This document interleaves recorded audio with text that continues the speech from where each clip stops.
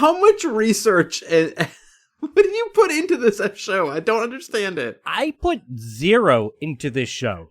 Get out I of watch town. it. I barely watch the show. I'm a back-end boy. I do back-end stuff. Okay, clip that.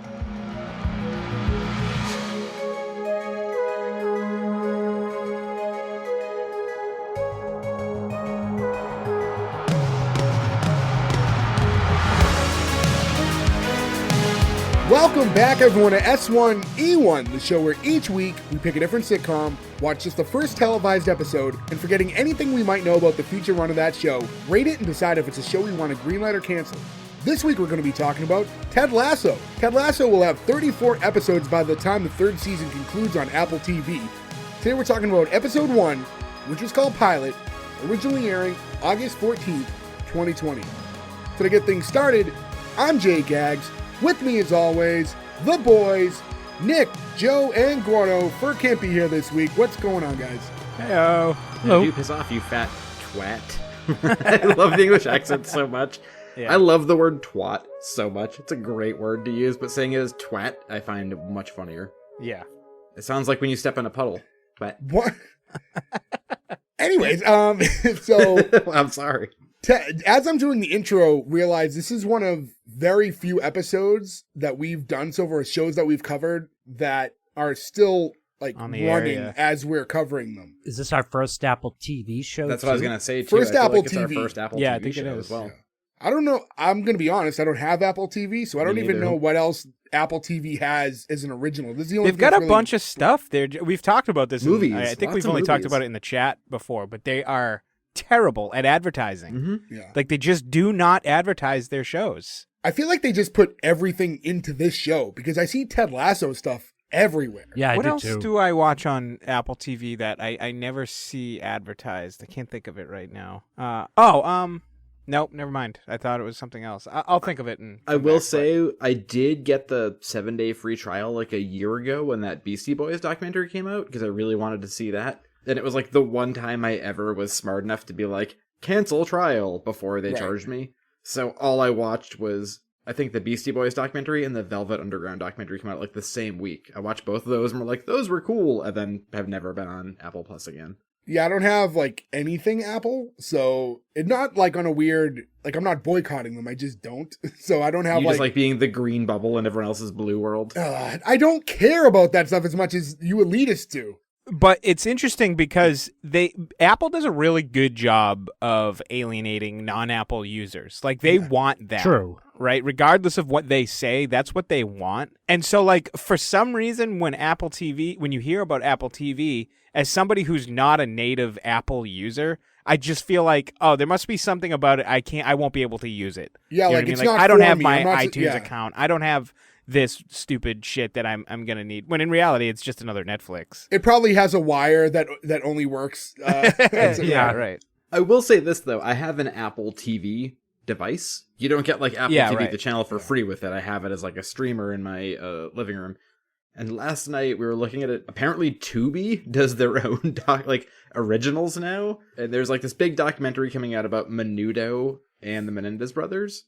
My wife and I were talking about it, and she was It's like I don't one know. thing. Oh, it's insane. Oh, it came out in the news already. So they're basically saying now that Daddy Menendez, who was one of the ones who were killed, maybe possibly raped one of the members of Menudo. And now they're thinking they might be able to actually, like, reopen the Menendez brothers trial's case. It's a whole huge thing, right? So we wanted to, like, rewatch some stuff about the Menendez brothers. And the first thing I found was, like, a documentary that was a Tubi original. So after 8 minutes of laughing at the words a Tubi original, I tried to download my Apple TV and it kept being like, you have to use your Apple password. I was like, why? Why does Tubi need to know my app? Like, so I get it. It's a fucking nightmare. Also, the other show I was thinking about is Mythic Quest, which is fucking fantastic.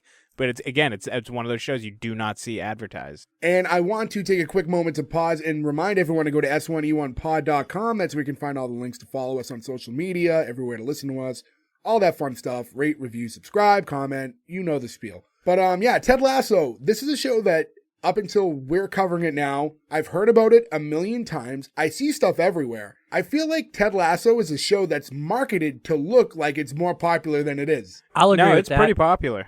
I don't No. talk to anyone who says they watch Ted Lasso all the time, though. Like, it Me just doesn't too. come up in, like, pop culture. You don't see, like, a lot of memes that are I Ted think it's Lasso. probably more popular overseas, in London, Sure.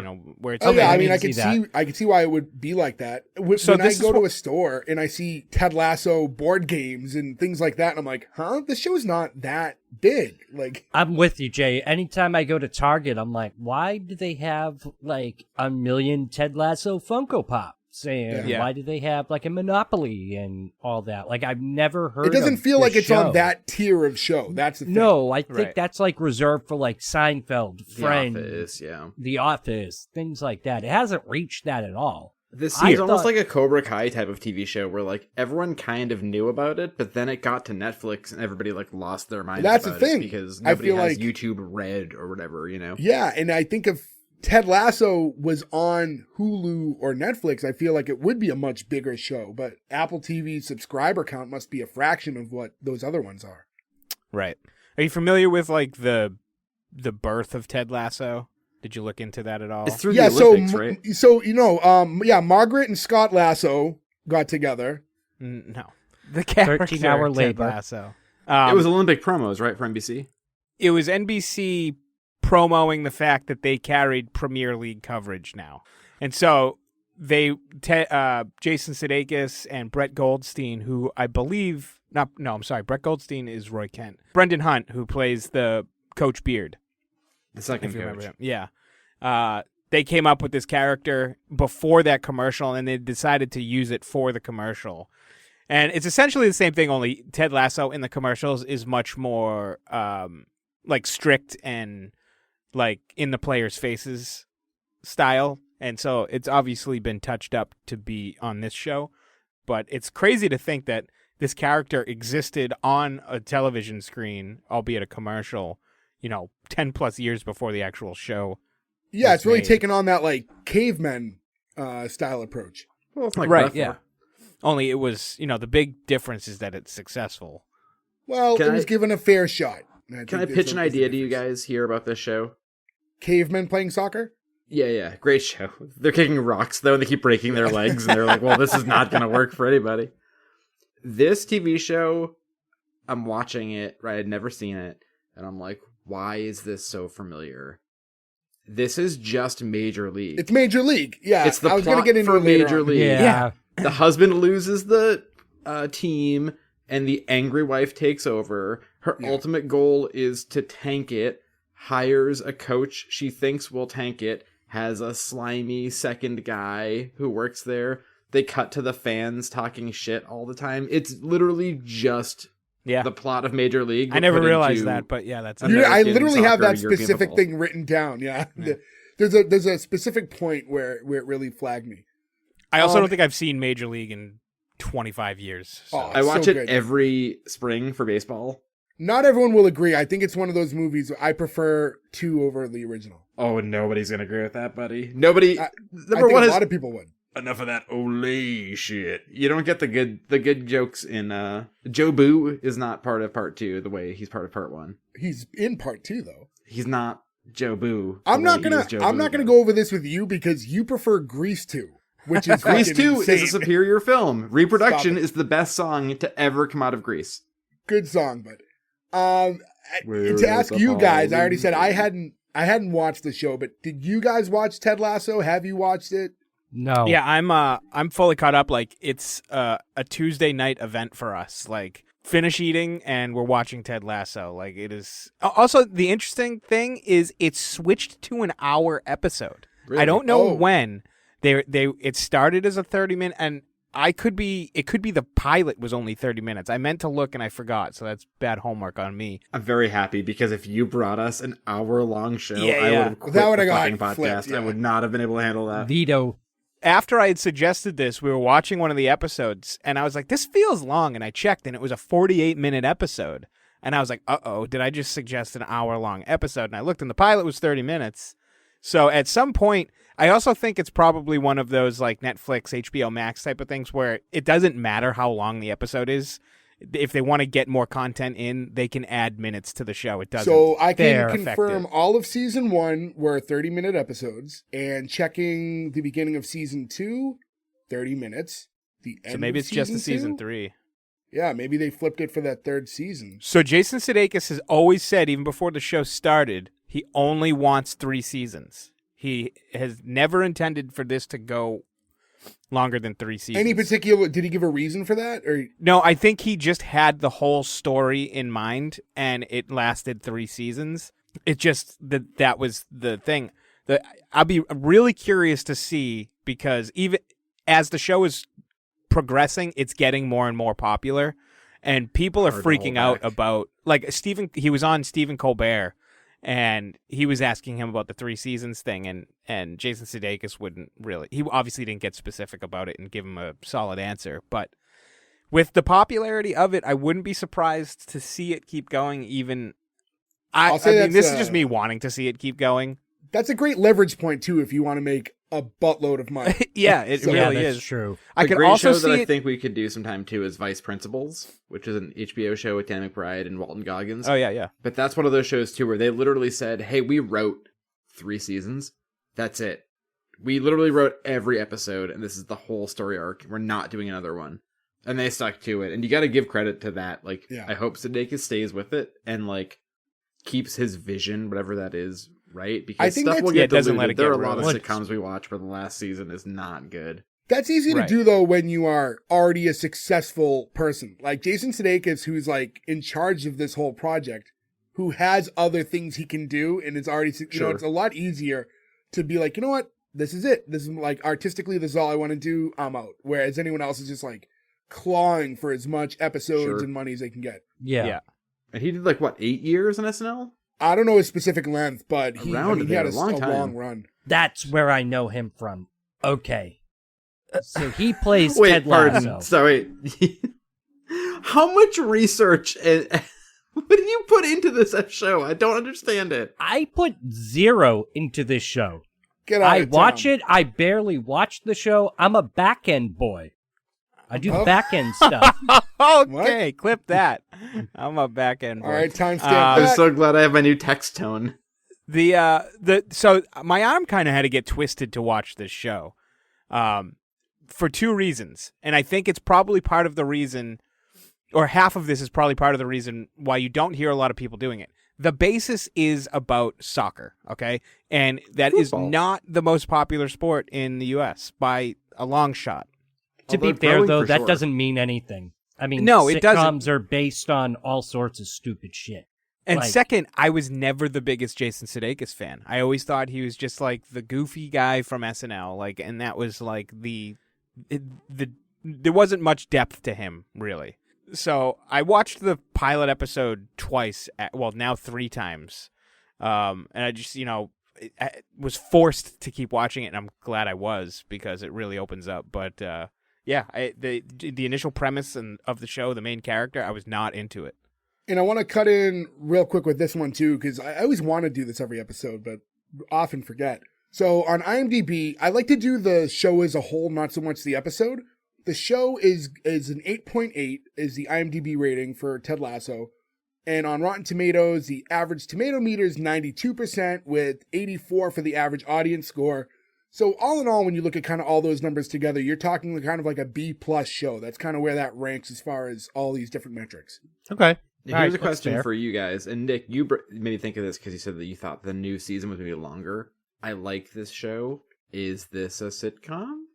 I think technically no. I think it's No. listed as a comedy drama. We're Yeah, like did it batting feel- 1,000 lately. I feel like we're on like a 3-game streak here where we're really like, is this a sitcom? Is this a Like, sitcom? I was having a conversation with a avid listener today of our podcast where I said the same thing, where I was like, I'm torn on the green light or cancel on this one because I also can't even gauge if I think this is a sitcom. Well, I feel like, and for those of you who listen every week, you know last week we just did Baskets, which I feel is absolutely not a sitcom.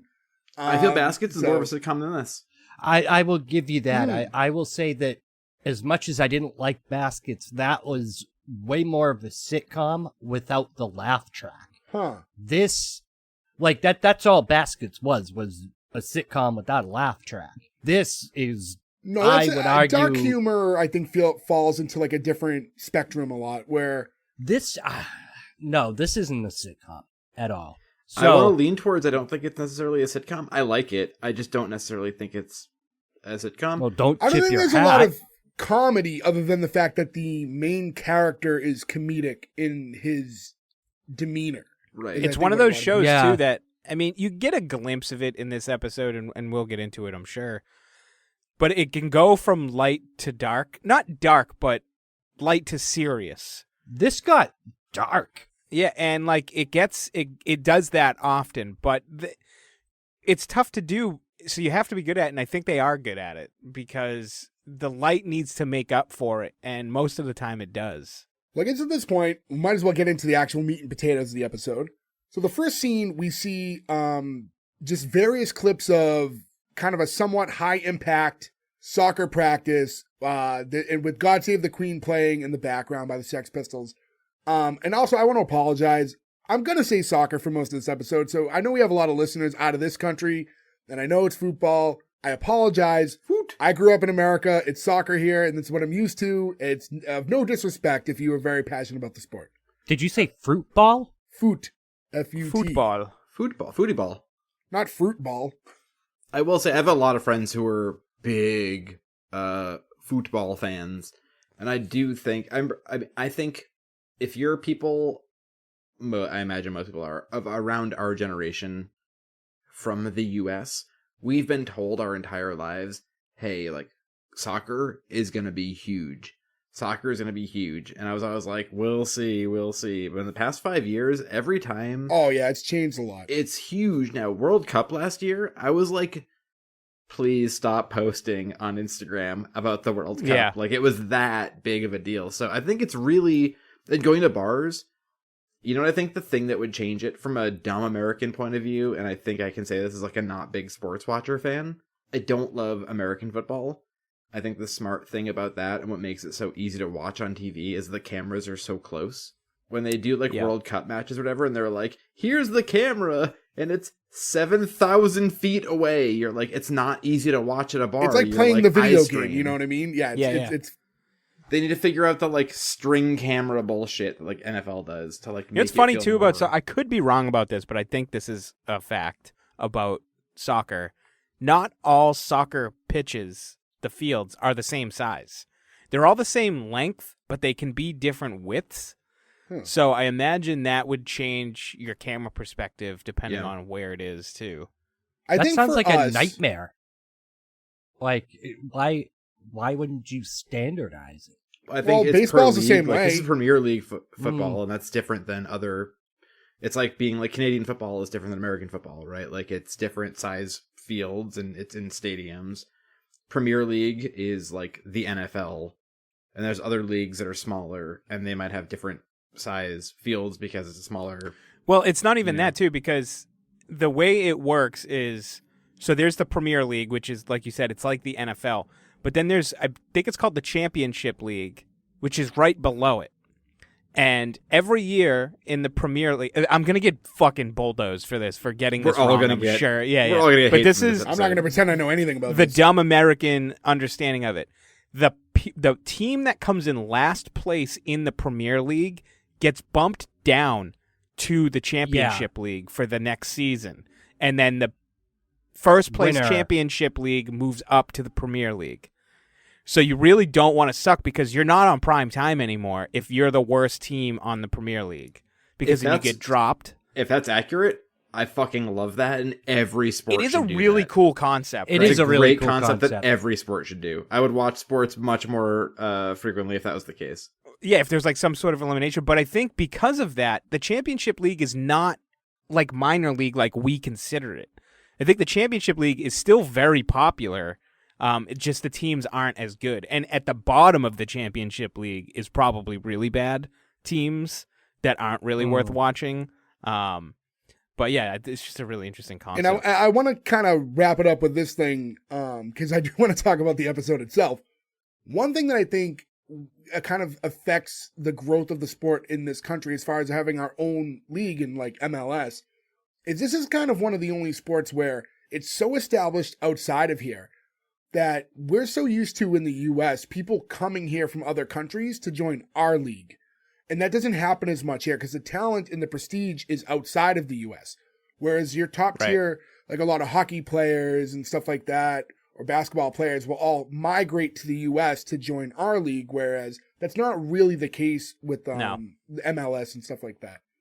But to talk about Ted Lasso again, we pan over to the field and we get to the owner's box, and that's where we see Rebecca Welton for the first time. And she's the owner of the team, and she's staring at a piece of art that's on her wall. She offers it to her assistant, who reminds her that it's worth like £1 million. And she's like, well, you should have taken it then. And she's like, all right, well, add it to the rest of the auction. And David I looked it Hockney, up. by the way. Yeah, it's David Hockney. And I looked at the range of his art. Kind of goes between like the 1,000 to 5,000 pound range for his average art. But his top piece ever sold went for over 70 million pounds. Jesus Christ. Yeah. He's That a was, big like, his pop number art one. guy. He's like in the realm of like Liechtenstein for pop art stuff. When you consider, I think the Mona Lisa is like 300 million. The fact oh that no, this it's more than that. Is it? I thought the last time I remember. I hearing bet about it. if the Mona Lisa was for sale, it'd be a little out of my range. All right. And 3 million. Think about it. I'm gonna look it up. Million's right around my cap. But yeah, Hockney, his big thing is he was really big on like pool scenes. Like that was his pop art thing. It was like That's people way off. diving It's into worth $1 pools billion. or poolscapes, which is an interesting thing. As somebody who's cleaned 8 billion pools in his life, like Pip from Airheads, the idea of a picture of that being worth anything is nightmarish. So now it cuts to a shot of like tabloid magazines that are on the table. And the top one is a picture of her with her husband with the title, "He gets the bimbos, she gets the bozos." And it's detailing that she's now the owner of AFC Richmond post-breakup, which is the soccer team that is the team that we follow in this show. Yep. And then the assistant informs her that the team's manager or head coach has just arrived. And he comes and he sits down and he says, training's about to start in a minute, so whatever she needs to get off of her impressive chest to just let him have it. And that's when she tells him he's fired. So that's where he calls his testicles Liam and Noel, which was one of my favorite moments Yeah, of the entire episode. Well, he What doesn't, did- she does. She does, What? yeah. Yeah. What does she say? It leads to another oasis or whatever. Yeah, I know. I didn't get that. I thought that ruined the joke. I thought if she just called his testicles Yeah, Liam and Noel and then didn't say the word oasis, it was a funnier joke. I mean, everybody knows when you say, I mean, even if you're not English, right? Like we're not English people. If you say two things that hate each other named Liam and Noel, you know exactly that you're talking about the Gallagher brothers. Like that's pretty common. Yeah. Yeah, because he says that they're like Liam and Noel, though perhaps not an oasis, which is not a funny punchline to that joke. He could have just left it where it was. Steps on the funny part of it. Yeah. When he asks why he was fired, she says it's a number of reasons. The testicle thing you guys mentioned, because they hang out when he sits. The fact that the team's mediocre, I think being one of the biggest ones. Also that now that she's owner, she just doesn't like him. And that's when you get the, now do piss off, you fat twat. Twat. He like tries to get like a word in on the way out. He stands up. He's like, he's talking to her assistant, but so she can hear him.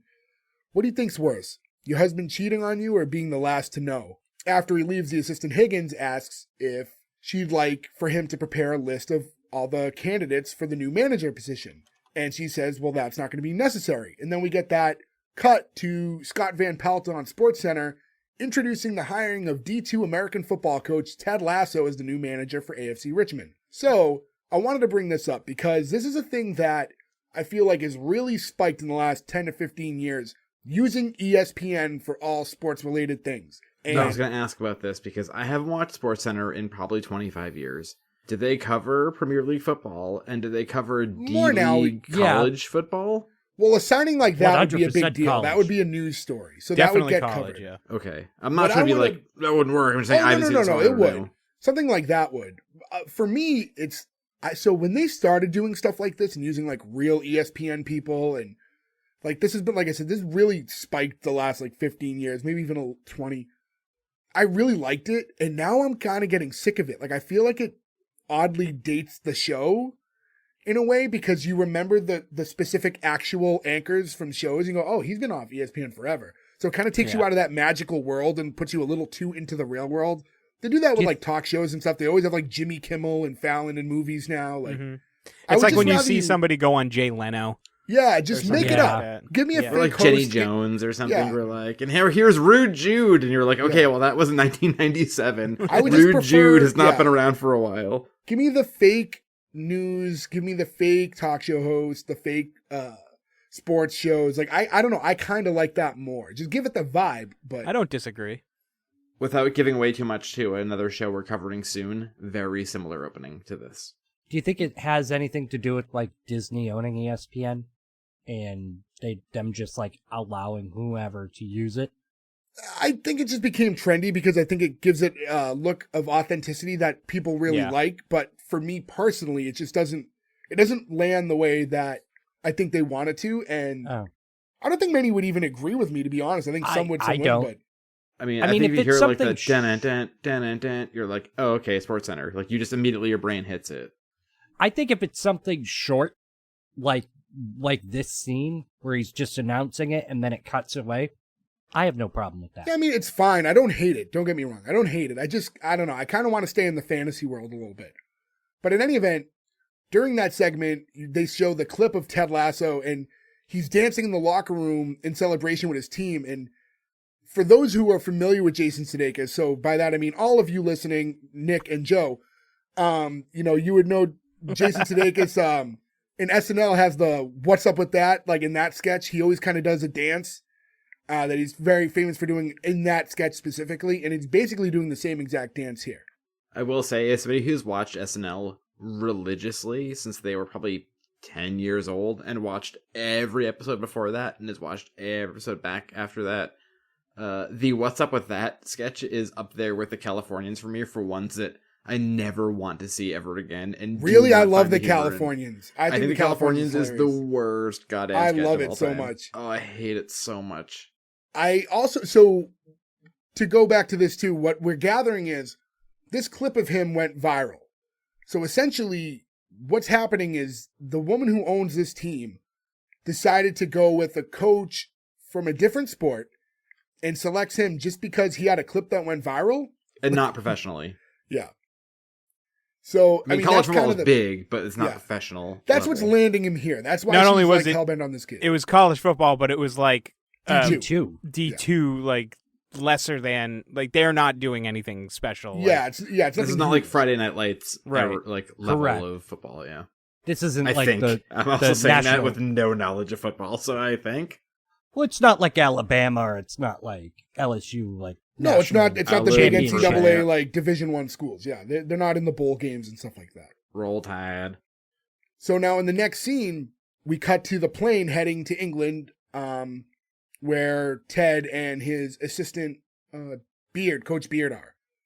And his assistant, his beard was the way you made that sound, which I really enjoyed. But so while we get into the interior of the plane, some kid walks by and recognizes Ted from the viral clip, and he asks him for an Ussie. And by that he means, well, a selfie is just yourself, and this is with the two of us. And we say Ussie. I don't know if that's like a real term, if it was made up for the show. I think it was for the show, but either way, I support it. Because in this case, you can lie to me because I don't know slang there. So you could just tell me anything, and I'm just a big friggin' idiot, and I'm just going to take your word for it. Yeah, I do appreciate that, like, they immediately set the world of, like, this is what the fans are going to be like. I think that's a good, to have this one tiny moment on the plane gives you, like, a sort of primer for, like, okay, this is everybody who knows who you are when you get there, and it makes the fish out of water thing work. And also, Ussie is funny. So, like, I thought the scene was pretty well balanced. I like that the kids tell him that he's a legend for agreeing to do something that's this stupid and how he's going to get murdered. Yeah. It is funny, too, because, like, we live in a different world now where, like, because things move so fast, but also you can get fame or be, like, recognized or acknowledged not for a good thing. Oh, yeah. But people still want to be near you because you did a thing. Right. You know, I mean, like, it's a weird in his case, it's like innocent. Like, it's just like a goofy dance celebration. It's like he was like, Heisman Trophy winner O.J. Simpson, I want to take a picture with you. I like that his response to, like, oh, you're so stupid, you're going to get murdered was, well, you know, I've heard that tune before, but here I am still dancing. He's like, And you get like a really good vibe for his character. There's I don't think this is the best word for him, but there's kind of a simplicity to him. I think so. He's a really kind, simple, joyful man.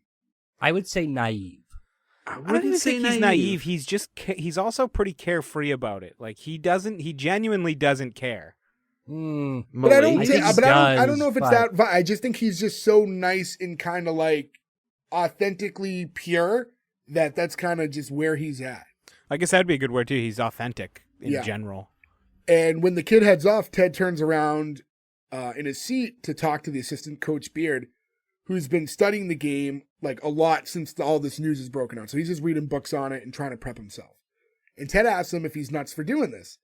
And when Coach Beard's like, yes. And he's like, well, hey, but taking on a challenge is a lot like riding horses, isn't it? If you're comfortable while you're doing it, you're probably doing it wrong. Is that how horses go? I don't know. Ted Lasso. Are you supposed to be uncomfortable while you're riding a horse? I've always wanted to ride a horse. I'm terrified of it, but I imagine you're pretty uncomfortable doing it. I've only done there's a pony at an event that the kids take turns like sitting on the pony for like a minute as it goes back and forth in a line, you know? Were you a child or were you at like your This was yesterday. No, it was like last week. No, they had an event down the street and I went and I got some tacos and then after that I rode the pony. I was going to say that like riding a horse can't be that uncomfortable because it was like the preferred form of transportation. It was not the preferred form. It wasn't was preferred. The only form. There was no engine yet. What else was there? No. Hear me out. Sitting on a dildo wasn't very comfortable, but it was the only preferred way of going around the world for a while. No, because at some point you could have a cart or you could have a singular horse that you rode on, or you could have a chariot or whatever. People always rode a horse. No. You have just mixed up the Old West with Bible times. I just want you to know the swath of time that you have just created. You know, when you're on a cart or you're on a horse going through the Wild West, or you know, you're being chased by fucking Moses on a fucking... Wait, what are you doing right now? Or if you need to escape your manger. I'm just saying that there are multiple ways to utilize a horse for transportation purposes. So if it was that uncomfortable, we would only be using carriages or chariots or carts. Not necessarily, because it costs more money to do all that. First of all, chariots again. Let's just go away from that. Gordo, would it be more comfortable for you to drive a car or to sit in the back of a luxury bus? Considering I get car sick, probably drive the car. Oh, shut the fuck up. You know what I mean. It wasn't in everybody's means to have a wagon behind the horse. Yeah, like Clint Eastwood wasn't running down to shoot people in the Old West in the back of a wagon. Like, it's individual people rode. It's like a motorcycle versus, like Nick said, like a bus, right? Like, if you're with a bunch of people, you take a wider, more person carrying carriage. If you're one person, you're not going to ride in the back. Who's going to drive the... I'm sorry, I'm confused by your knowledge of this. It's very confusing. I'm just saying that if it was super uncomfortable, we would have evolved to continue doing carts. We did. They were chariots. called saddles. I want to take a moment to apologize to everyone who's listening, because if your head hurts the same way mine does at this very moment, it was not our intention. One line from Ted Lasso has really derailed. Yeah. I want to move forward because the next thing he tells him is... One thing I will say in this scene very interesting, though, is that I don't know if you guys noticed what he's reading, Ted Lasso. I didn't know. He's reading Jack Kerouac's Dharma Bums. So we're like, On the Road is like a novel about like going across America, right? And it's used as a sort of, this is, you know, an American road novel of like finding your roots in this country.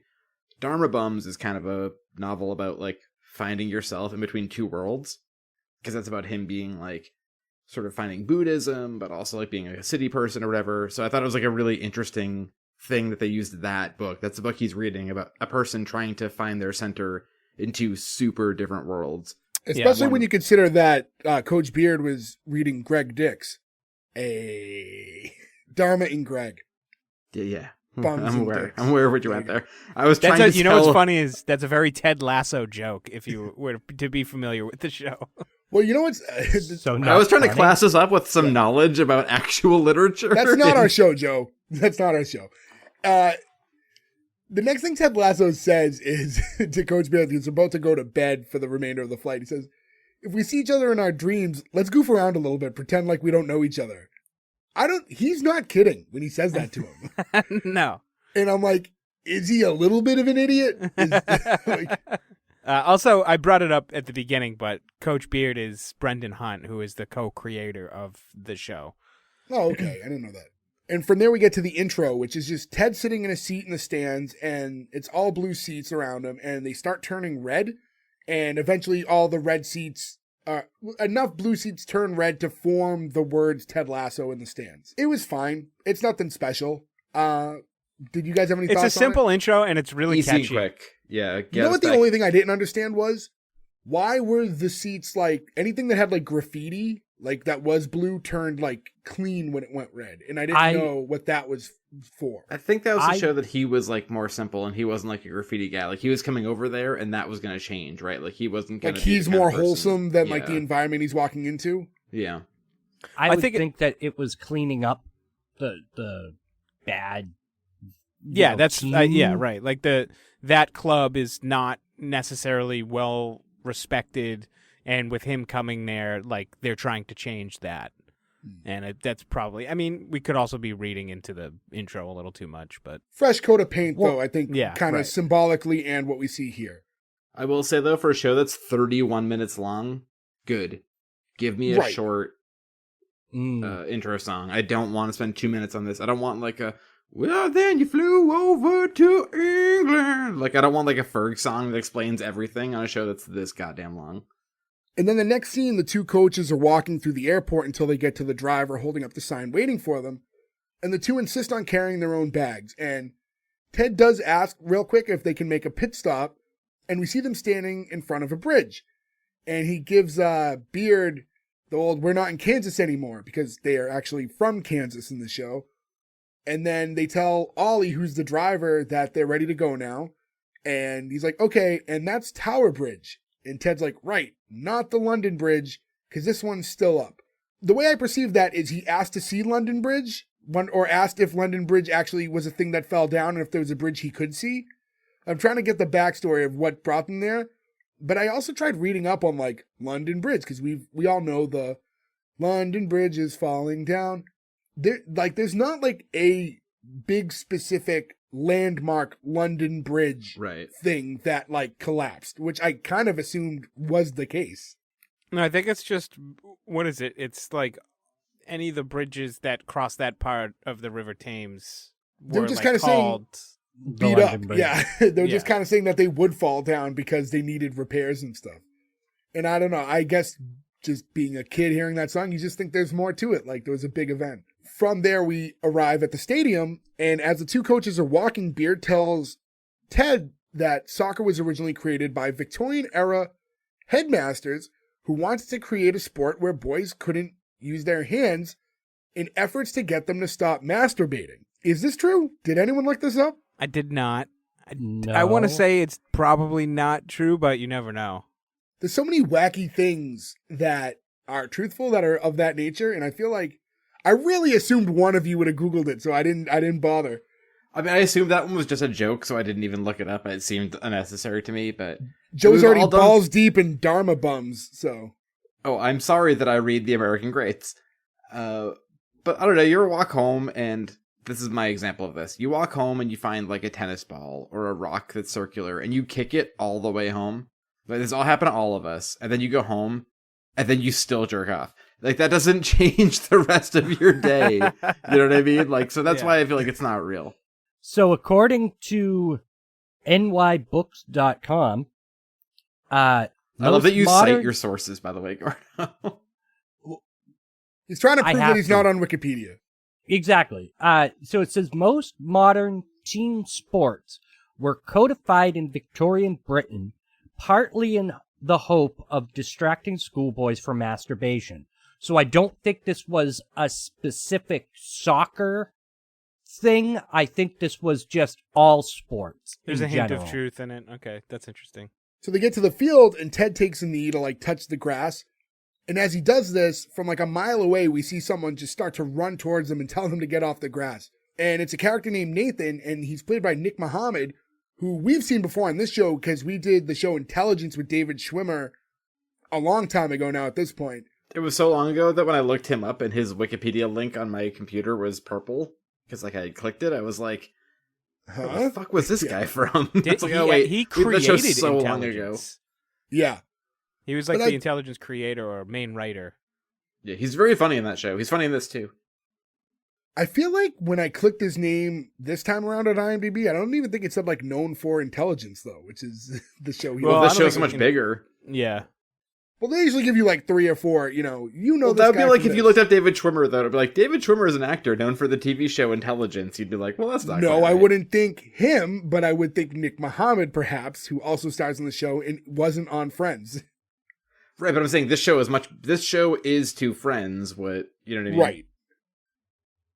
And then Nathan, when he finds out that the person that's on the field is the new manager, he becomes very apologetic and he's like frantically offering to get him some of the grass and even rips him out of the ground. And he says they got more in the back. At this point, like, I don't know what his role is. We kind of see more of him later on. I'm like, is he just the groundskeeper? Like, why is he so protectant of it? But I think he's just kind of like an assistant to everything. I don't know. He's kind of like he's like we see him do water boy stuff later. So I don't know what his official role is with them, but yeah, he's not high on the totem pole for sure. Yeah, I thought he was listed as like groundskeeper. kit manager, and kit usually means uniform. yeah. So- He deals with like all of he will stock the lockers before Towel and after boy. matches and stuff. Yeah, pretty much.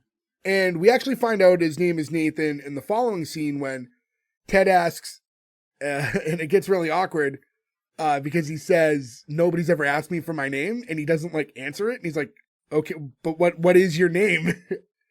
And that gets followed by a Nathan's hot dog joke that Nathan doesn't get. Have you Nathan's guys hot been dogs. to like the actual Nathan's in Coney Island? I have not. No. No, I've been to New York a No. number of times, but I will say it's much easier to just buy like a water dog on the street than it is to go all the way to Coney Island for a real. Coney Island's far out. If you go I to think- Nathan's, the thing about that is if you get on the train, it is like the last stop. It's over It's an hour on the far, train. yeah. It is Yeah. very Mm. far away. The only Nathans I had, I think when we went to WrestleMania in New York years ago, we're talking like 18, there was like a little Nathan stand that was by where we were staying. And Okay. That's about as close as I came to Nathan's Great hot dog. dogs. You can buy It's a them in the great hot store. dog. I've bought the hot dogs in the store. I will say much better than Bar S.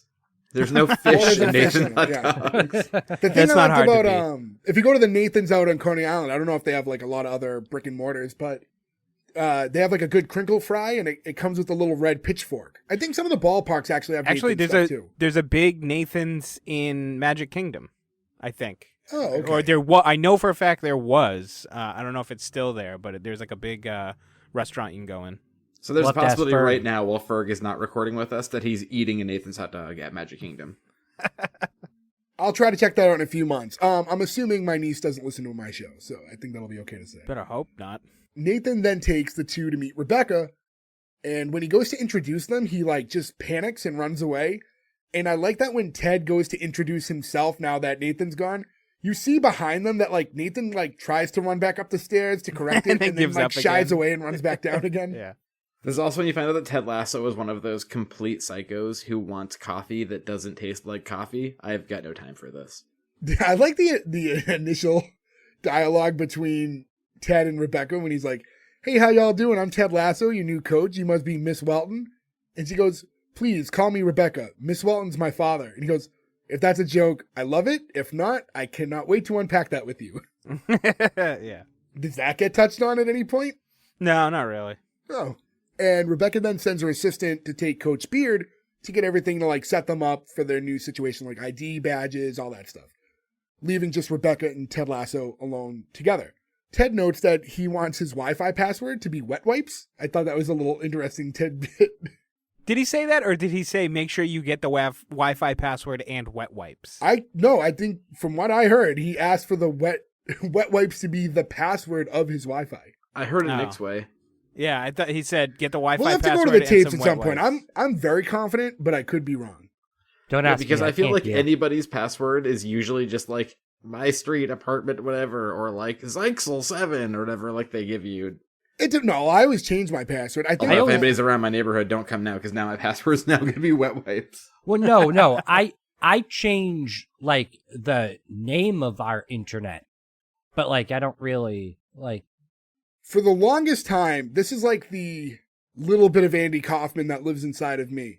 My Wi-Fi name for the longest time was password is jalapeno. The password to that Wi-Fi was no, it's not, because I knew people in the area would see the see the Wi-Fi name and then try to get on my Wi-Fi and just keep trying to type in jalapeno or like, oh, maybe I need the N with the thing on it. And then I just like, so I never get to witness anyone fail to get into my Wi-Fi, but I knew it happened. And like, that was enough to make me chuckle. I do love the idea of holding down the N on their iPhone until the one with the little accent mark comes up to be like, now I got There it him. is. Now it's going to work. I for a while had my Wi-Fi password was Girls Gone Wireless. When I lived at my old apartment when we were younger, the Igloo, as it was affectionately known, the Wi-Fi was called Santa Did You Fuck My Mom, which was based on an Always Sunny Christmas special. Which I'm kind of surprised there aren't blockers to make sure you don't use specific words, because like anyone in the area can see that. Yeah, that's It's always interesting, weird when you're actually. driving and you're looking at your phone. You're like in a car and you're looking at your phone, you're driving through somewhere, and it's like, new Wi-Fi network available. Do you want to hop on like Wilford Street, number 7? You're like, why would it pitch this to me on the highway? And how long is that going to work, even if it is open? Those times you have to just like hope that there's enough of those like Comcast ones floating around. Well, now I can't even use that anymore. Now that I think about it, I used to always use the Xfinity. We just cut the cord recently. What'd you get? Did you go Sling? No, so we did I have the T-Mobile internet for now, the home internet, and seeing how that goes, and trying the Hulu Live mixed with that, and you know, it's an adaptation. We're getting used to it. Still pretty new. You'll get used to it. The thing that killed me is I really wanted to watch baseball this year, and because I have Sling, they're like, oh, well, if you want to watch baseball, it's going to be like $200 more a month. Yeah. And I was like, I guess I don't like baseball anymore then, sorry. Yeah, you could just subscribe to the MLB network for a lot cheaper. You can't get in-market games. Yeah, T-Mobile you can't actually- watch Red Sox yeah. games. Unless they're T-Mobile on the gives it road. Really? every year. If they're on the road, you can, but you can't watch any home games.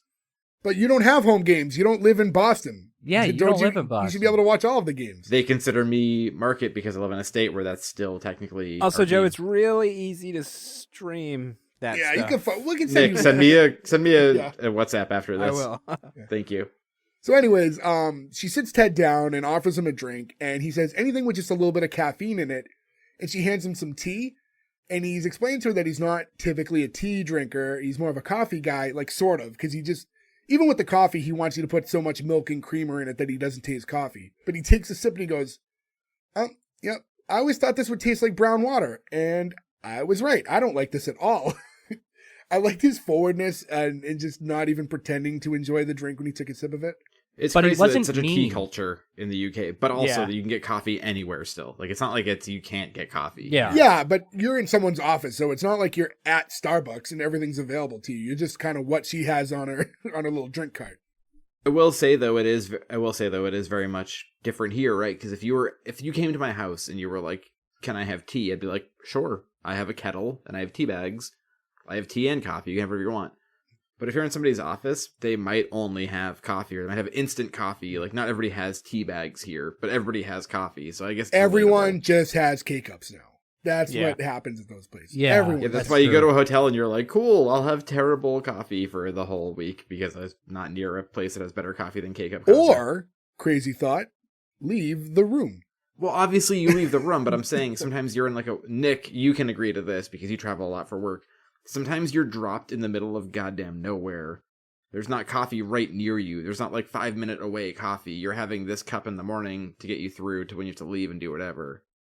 Yeah, I mean, There's always a Starbucks, though. I feel like there is always 5-minute away coffee at this point. so There's not always a Starbucks. We drove like 45 minutes in Canada to get to a Starbucks a couple of years ago. Well, that's not America. Timmy Hortons, baby, come on. Tim Hortons coffee is so bad. I was on a Dunks kick for a while. I was having an iced coffee every morning. It was just like something to do. Like working from home, it was like I'm going to run out for 10, 15 minutes, like go It's get the my part coffee. of your day that changes. It was an absurd waste of money. But it was like something to do, like get out, go do something, come back, start working, whatever. And during that time is when I went to California for work. And they just don't have, like, they have Dunks out there, but they're so few and far between.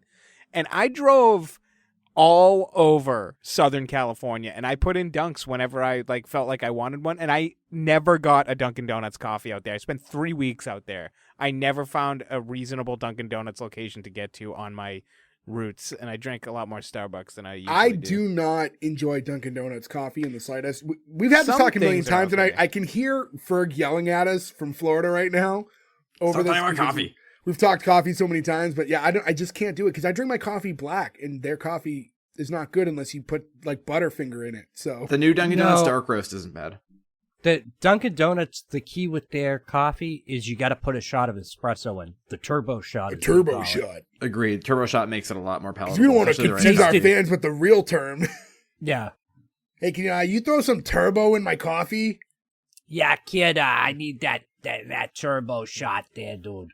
Yeah, but until you go to the one time you're at Dunkin' Donuts and the person who just got on parole, it's their first day, and they're like, I don't know how to fucking make espresso shots. And you're like, well, this isn't going to work for me, man. That's happened to me say this, and multiple times. I know I'm probably going to offend somebody listening, but I would rather hear you call it a turbo shot than call it an espresso shot. Yep. Agreed. Add the X. I don't want to hear you. I hate when they do that. It's espresso, people, not espresso. Yep. So, yeah, it's the ex-convict who doesn't know how to make the espresso. Yeah. So from there, Rebecca takes Ted on a tour of the stadium, and she's teaching him about the history of the team. And at one point, she shows him a picture of when the building was used to as like a makeshift hospital during war times. And she tells him how some people still claim they can see fallen soldiers wandering. And she asks him if he believes in ghosts. And he says he does, but more importantly, he thinks they need to believe in themselves. It's these little jokes that you're like, oh, this is kind of a sitcom. And then you're I'm like, trying to gauge, though, like, what level of dumb is he? You know what I mean? Like, he's like, because he's not. I don't think he's dumb. I think he's like aloof. I mean, there's a difference, right? Like you aloof and ultra positive. Right. That's why I said naive. Like, yeah. Yeah, Gordo, I kind of ragged on you at first being like, I don't think he's naive. But in this scenario, I'm like, I think you're right, Gordo. I think naive kind of maybe works when you talk about this. And as they walk the hall, she tells him that he's going to have to speak to the press soon. And he's like, oh, yeah, after a couple nights of some good rest, I'll be happy to do that for you.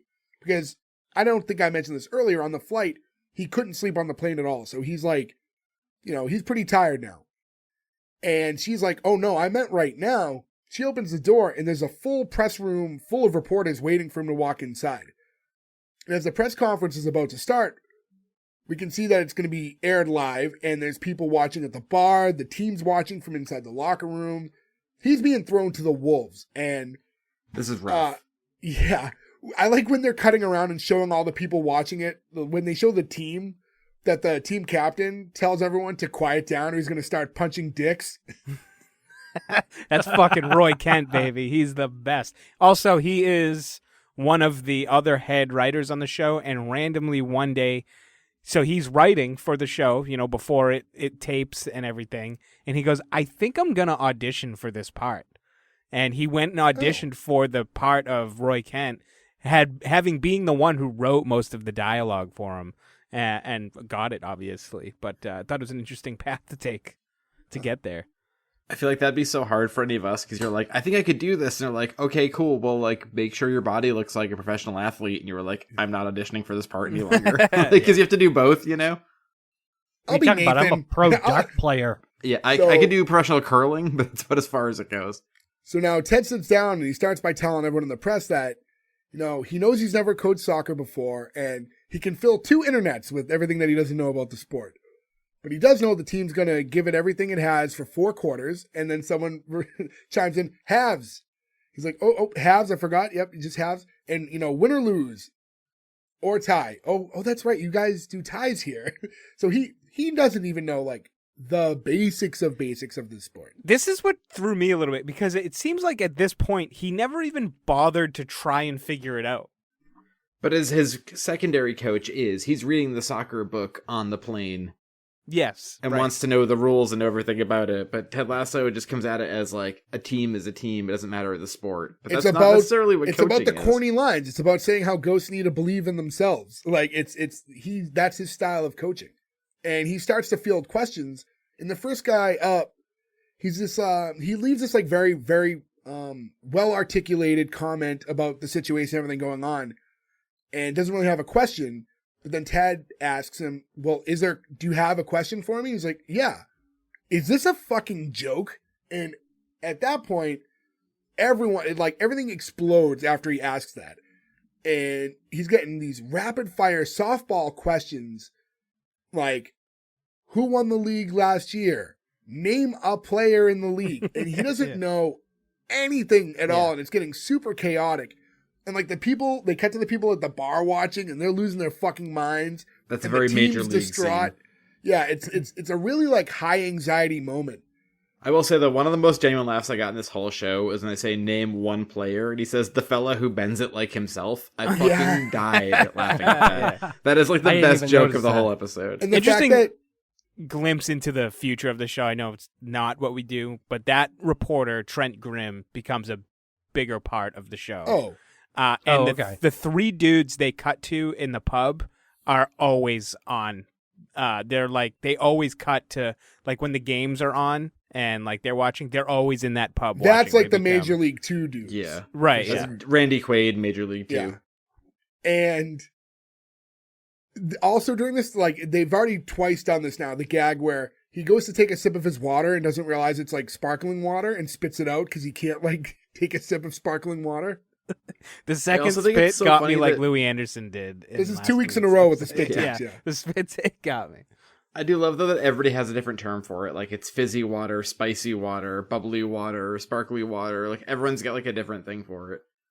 And Rebecca finally puts a stop to all this, and she kind of cuts in and she criticizes all of them for their poor manners, and notes how all of a sudden this press room's full where normally no one would have shown up to this thing at all. Kind of like saying, like, you know, you can criticize them for not knowing anything about the sport, but it's obviously gaining attention that we wouldn't have typically had. And she says that nobody's watched the team more than her, and it's been nothing but mediocrity. So Ted Lasso might not be the most qualified, but the one thing that he has that the rest of them doesn't is a trophy from this millennium.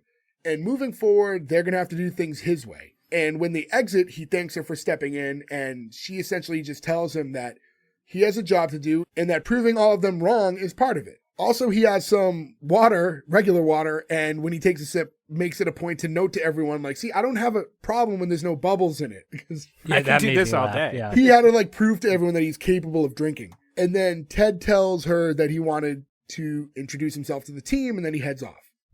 Once he leaves, Rebecca's assistant tells her that he was skeptical before, but, you know, after hearing her speech, that, you know, he's feeling a little bit more optimistic about the moment. And this is when Rebecca reveals who she really is.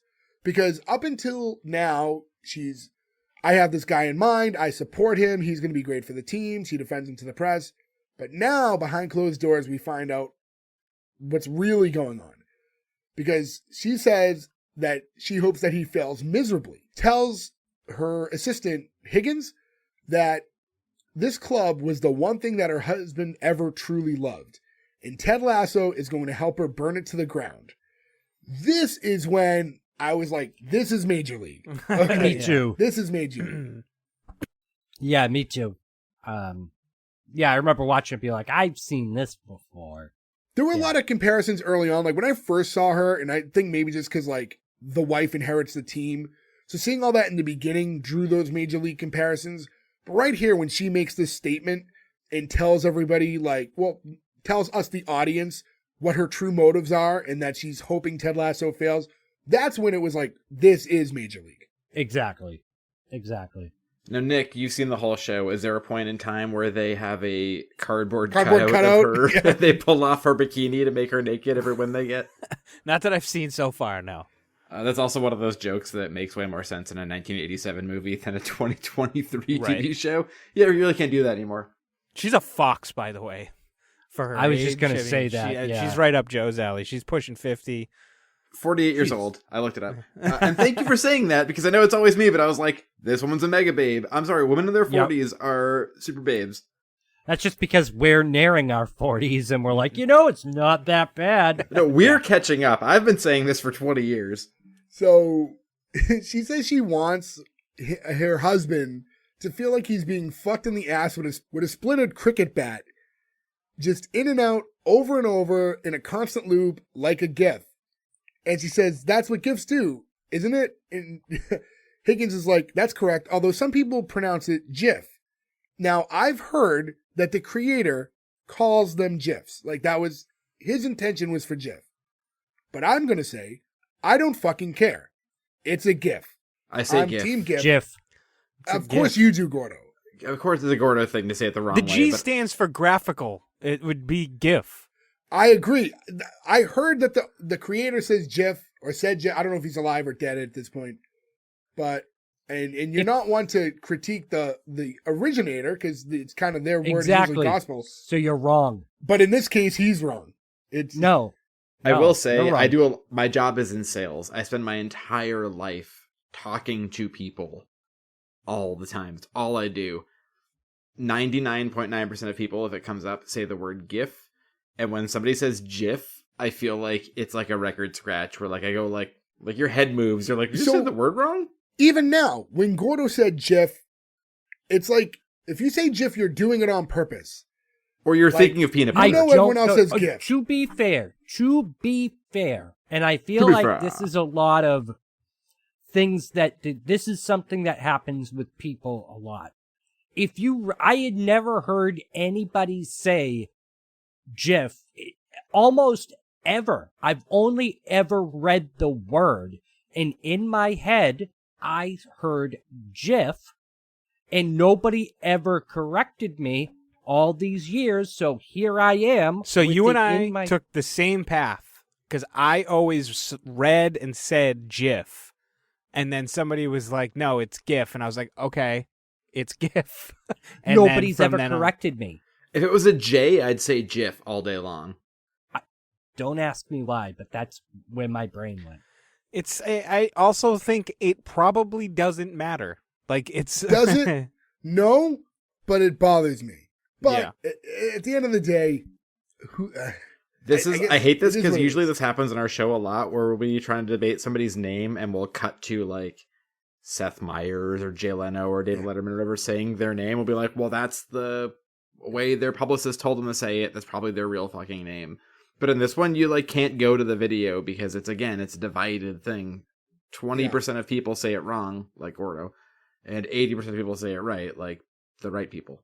So now we see Lasso and Beard heading over to the field where the team's at, and they're practicing, or training, as they say. They don't say practice, they say training.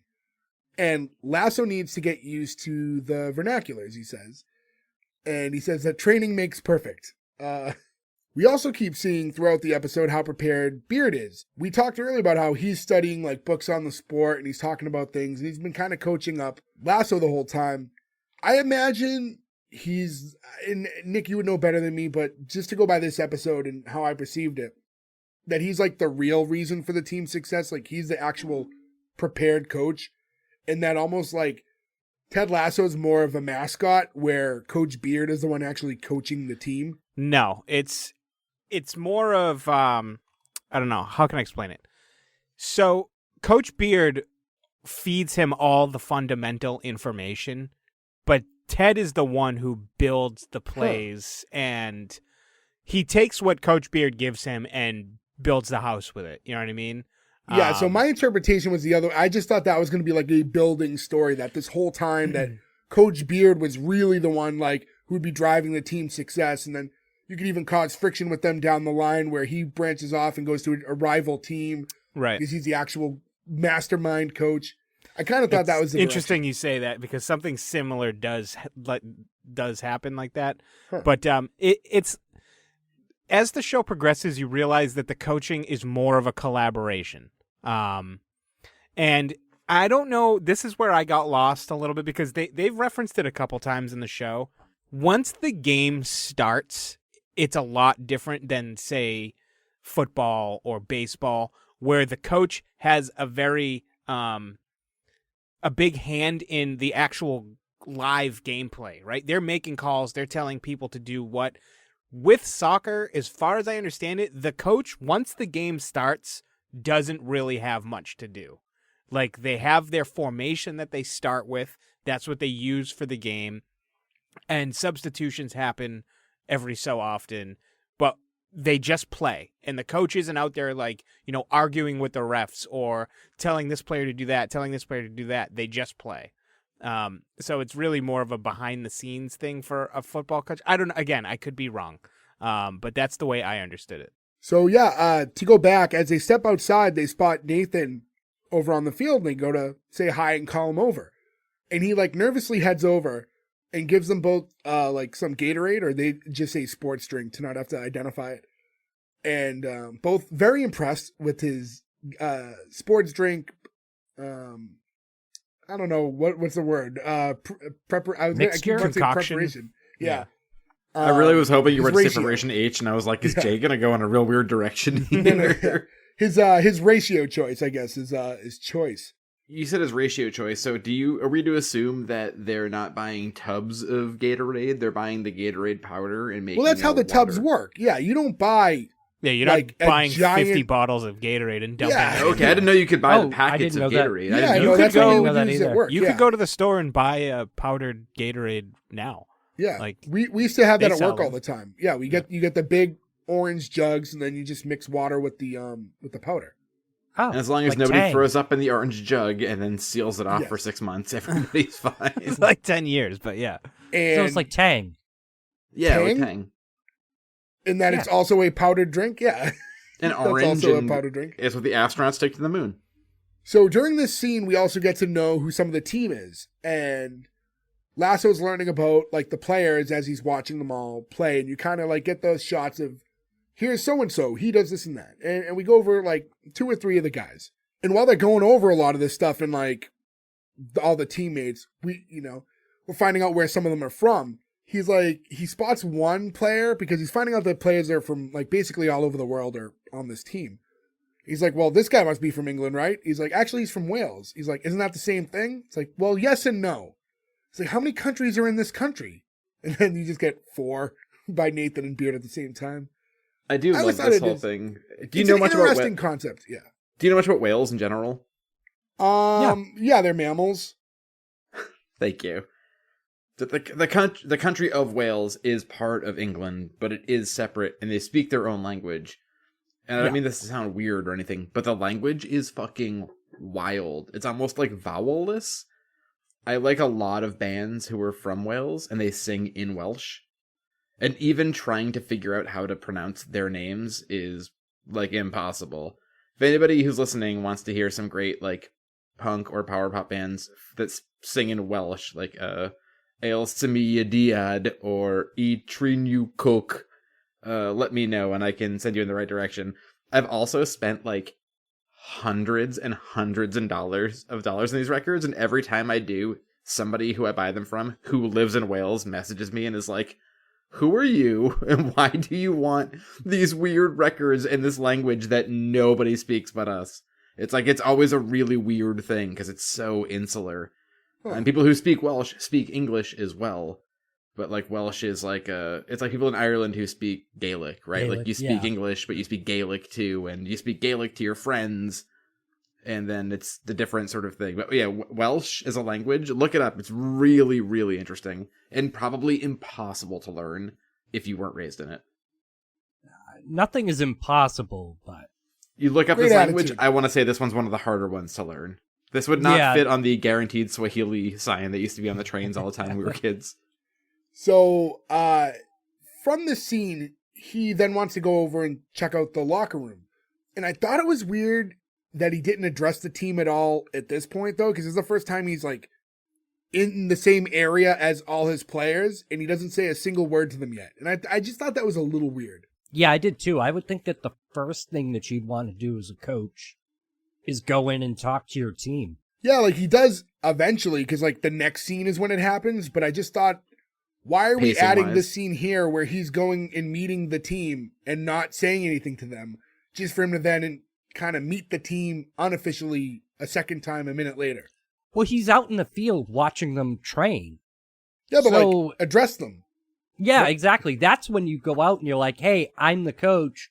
Let's see what we have here. Right. Let's see, go from there. But I don't know. It's just really strange. This is where they hit a hard thing, and then any show that does this has to deal with it, or any movie or anything, right? Where like you have a team, it's a lot of people.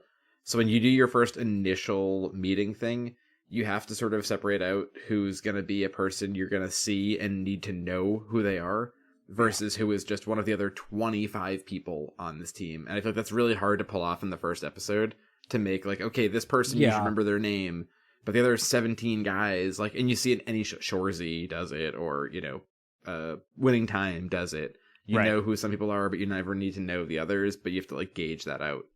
Yeah, so Well, like a scouting report might help in like these types of situations, the way that you're introduced, like they're watching tape or something. Because I just think it's weird that they're on the field and they're actually running by, and neither the players care nor Ted there's Lasso. zero interaction. There's not even like an exchange of glances at this point.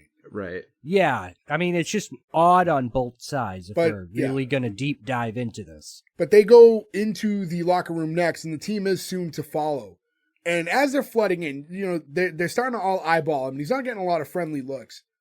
And eventually he speaks up once everyone's kind of settled in and introduces himself to everybody. But about 10 seconds in, he gets cut off by a girl who walks in covering her eyes and asking if everyone's decent. And then when she sees that they are, she jokes around about how disappointed she is that they're not all dicks out in the locker room. This also felt very much like a Shorzy or Letterkenny with the hockey teams and the, I don't know the term for what a soccer quote-unquote It'd groupie be is. puck sluts for hockey, right? Yeah, so you get like, and then there's like lot lizards, ring rats. Yeah, and in this Isn't case, lot like, lizards for truckers? I got it. Yeah, The yeah. pitch, I'm just the like going pitch through the other bitches. like A pitch bitch. is that officially what that is? Well, no, Are you I mean, on the I'm fly? coming up with it. All right. Yeah, well, I mean, and in this case, she's not, we don't know her to just be someone who is targeting soccer players or football players. I think it's just a matter of she happens to, we find out later that she dates one of them. right. I feel like the introduction though makes it seem that way is what I'm saying. You realize that she's dating somebody, but the introduction makes it seem like she's more of a quote-unquote. Right. She has some sort of a connection to the team, though, because you can't just like walk past there and be that as comfortable as she is if she didn't have access. It's the girlfriend of one of the players, like I said, and she's picking him up because he has a waxing appointment, because I guess he makes it known that every time he scores a goal, he takes his shirt off. So I guess he's very into his branding. They're not David Beckham and Victoria, but it's I think kind of meant to be something of like they're a celebrity couple within that world. You know what I mean? Where he's like a high profile player and. But is she supposed to be high profile? Like Victoria Beckham is very Yeah, high profile on her own. I was don't under get the that. impression when I saw her, and then we'll talk about it later, but he has pictures of her in his locker. I was under the impression those were all professional photos and that there's some level of success on her part too. Oh, was that nude photo her? No, Yes. that wasn't her. Yeah. That wasn't Yes, her. it was. I don't Yes, think it that was was. her. It wasn't her. It was her same face. Yeah. I don't think it was her. But it I didn't was. think it was It's in her. her Was. boyfriend's locker. There were pictures She of her. okay. You don't know this yet, but she does PR for the team. Like she works for the club. But she's also with that dude. Yeah. Right. Yeah. Also, funny. But those thing are about, like professional nude photos. They're not like Yeah, so I was under Polaroids. all right, so that's I'm interesting to with you, hear Jay. because to go back, this is kind of a different, we're doing this episode a little different because we're going to Nick a lot for future information, which we don't typically do. So in my Shouldn't either. assumption, when I'm watching this, I'm under the vibe that this girl is like a pop star or something, like, or a model, like a Oh, high no, profile. I don't get I can that. see I why didn't you get don't that vibe. Yeah. Not at all with the way that she walks No. in and like her No. like calmness and you didn't get that vibe at all. no. No, I I got thought that she she was was just a known whore. because she's with that guy. But I honestly got from this scene more that like it's like the girls who come into the locker room, like in Shorzy, for example, who were like well known because they hang out and they date people from the club, so they're Yeah. let in. But they weren't like famous. Like people weren't like gasping like, oh look, it's this Like, I feel like, I mean, it's different here, but like if Victoria Beckham walked in somewhere, I feel like people would like make a huge deal of it because she's a huge pop singer. If it walked into a room, but if you walk into a locker room of people, you know all of them, and one of them's your boyfriend, like that's not crazy for her to be there. You know, it's a different situation. I mean, I guess I agree with you there, but I didn't get the vibe that she was famous or like well known, and I didn't get the vibe that I didn't think those nude pictures were her. And later on, when she smirks because he covered the nipples in the picture, I think she smirks because it's not her, and she likes him because she knows those two are dating, and he covered the boobs, and he's like a good guy. I read that different as well, but we'll get into that scene in a minute anyways. Funny thing about Jamie Tart, though, that is the guy she dates. Each player, like, I don't know if it's a common thing in soccer, but like the fans come up with like the chant for each player. Like Roy Kent's, because he swears a lot. It's like Roy Kent, it's Roy fucking Kent. Like that's what they do. But for Jamie Tart, they just replace Baby Shark with Jamie Tart and sing it. And I had Jamie Tart stuck in my head for about 3 weeks, just walking around singing it, but in the tune of Baby Shark. And it was psychotic. Do I have to do that thing now where I go, what is Baby Shark? You don't know what Baby Shark is? You don't know what Baby Shark is? I have no idea what you're talking about. I'm not a parent, but I'm still aware of what that is. I'm not being like funny or like weird Joe. Like I don't know what that is. Does it that was make more sense as to why they bring babies. up Jaws later? Like, yeah, it's a children's song, but it's targeted towards babies. So like any 1 or 2 year old was obsessed with that song a few years ago. Yeah, it's just Baby My Shark. twin nephews, like it's the Shark, only thing they'll dance to. Baby Shark. I literally have baby niece and nephew, and I have no idea. I don't know that song. You will. Yeah, I'm sure I will. I'm sure I'll know it very well. I'm sure a year from now or whatever, I'll be like, oh, Baby Shark? Yeah, what's up? Ted then thanks everyone for their time and leaves. When she goes to pick him up for the waxing appointment, it becomes like, do I have to stay for this? Is it a big deal? Like, is it cool if I leave? Because, I wanted to get that done. And he's like, nope, it's fine. You could leave. And like a minute later is when Ted's like, well, all right, thanks everyone for being here. And then he leaves himself. I was like, why aren't you talking to the team? Like, you basically just said hi to everybody, got distracted, and now you're just leaving. That's it. There's no speech. There's nothing. And so I thought that boss. was weird too. But right before he addressed the team, he says something along the lines of, I don't think he's officially the coach yet. I think no, there's already a press conference. No, yeah, no, I know that. But But as far as the team goes, I'm not sure he's officially the coach yet. He has to be. Yeah, like, he has you to don't be get at this knighted. point. You were given a job. Yeah, I just thought it was odd that he just let him leave. Like, that I could see because he's a little bit of a a pushover. So that like doesn't surprise me. It was the fact that after he left, he's like, okay, I'm going to leave too now. Like you didn't talk to your team yet. Yeah, I was expecting like a similar thing that had happened in the press conference. Like maybe he messes up like plays or something like that to the team, and they all just call him a fucking idiot and leave. So from there, we see Ted and Beard in their new office, and we get like this montage of them setting the whole room up to their liking. And the first thing they do is they push their desks together so they're like face to face. Now they're just hanging up a bunch of like different sports posters of like big championship moments. In that moment, I think it's kind of like that's the important thing we see is that he has like a good luck daddy like drawing from a child. So now we know that, he left a family behind to take this job. Well, you knew that in the beginning of the episode. Did I miss something early on? Yeah, when he's on the plane, the lock screen on his phone was his wife and his kid. Oh, He that's smiles at right. it. Yeah, I didn't catch right. that. I didn't Yeah, catch he smiles at it and then locks it, and then the scene cuts. that. Oh, I thought maybe he liked the default photo. No, I didn't catch that. After they finish, Ted sees the team captain, Roy, walk by, and he calls him in and says, hey, it was fun watching you play today, and the team really seems to respond well to you. And Roy says, thanks. Never thought I would end up being coached by Ronald fucking McDonald, and walks off. And this is 2 weeks in a row where Ronald McDonald is being used as an insult. Yeah. Yeah, that's strange. True. It makes me sad, like, America is such a fucked up place where it's like, hey, make fun of America with one character, and it's like, oh, easy, Ronald McDonald. It's like, oh. Is that like how the rest of the world views us? It's like, Yeah. we are McDonald's? After we just had also a long conversation between this group recently about Mayor McCheese and them bringing back the Hamburglar, we're like, it's accurate that the other day we were like, I think in Mayor McCheese's political life, he wasn't that bad of a guy. It's like, all right, everybody, we've gone past the point here. They've proven them right, goddammit. Yeah. So after that scene, we get back to Ted in the locker room again, and he's hanging up a sign that says "Believe," and it looks like a sign that like a kid would make. Like it wasn't like you could have a sign ordered, but regardless, he has this like really shitty sign that he hangs up over the doorway in the locker room. And when he goes back to look at it, you can see that this sign is terribly crooked. Like, I don't know why he put so much time into it, and it's like that bad. Like, it's worse than you could do. If you were intentionally trying to make this thing crooked, you couldn't do worse than this. Some people have the gift, man. Like, you can see in pictures of, on the podcast, Race to Face the other way, and you can kind of see behind me, Jay, you've got a lot of frames behind you. You can see I've got frame stuff. Like, my whole house is covered in gallery frames. If I try to do that myself, it would be like tape measures, levels, whatever. But like Kelsey can just look at stuff and be like, dunk, dunk, dunk, dunk, dunk. She's like, there it is, 5 minutes. And I'm like, that would have taken me 6 hours. So people can you know just how see long it it straight. took to hang this backlit sign back here, and it's still crooked? Still fucking crooked. I'm usually pretty good with that stuff. I mean, not perfect. Or I'll do something like, usually if I just kind of like eyeball it and like put a hand here and there, and like I try to like space it with unofficially without a ruler, like I'm usually pretty close to where I need to be.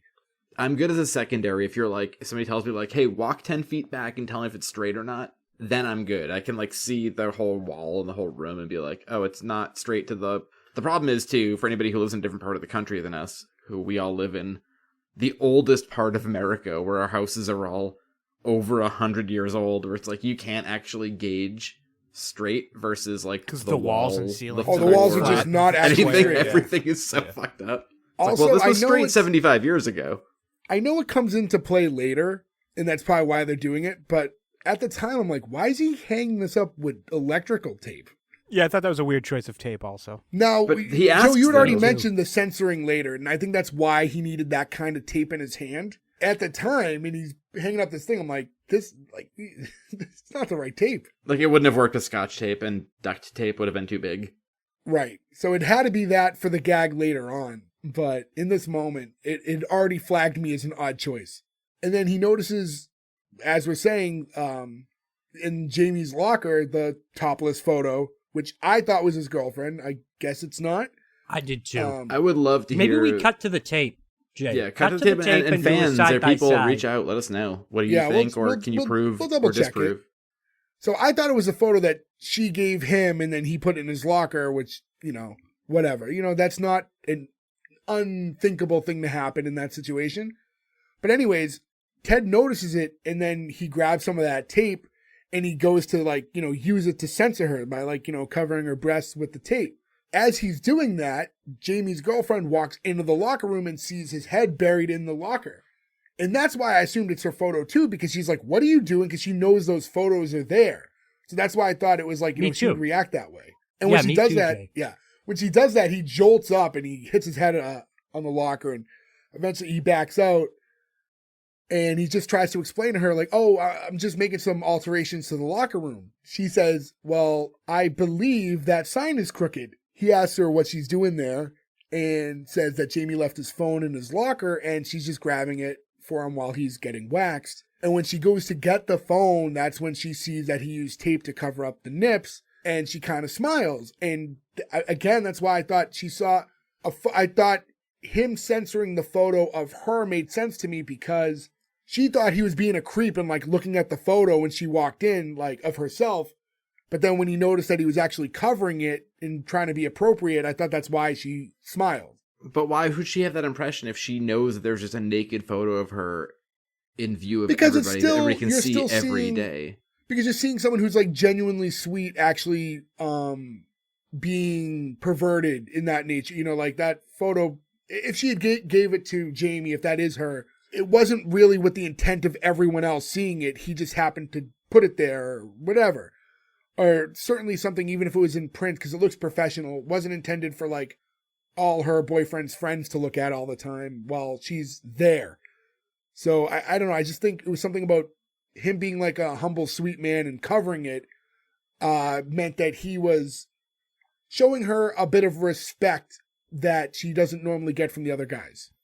So the picture I was can see her. your point. It was her. Yeah, so it jogged my memory a little bit. At one point, they ask what she does, and she says, I'm famous for being almost famous. And apparently she was like a page 3 girl, like glamour model at one point very briefly. And that was the picture of her. Yeah, so you were right.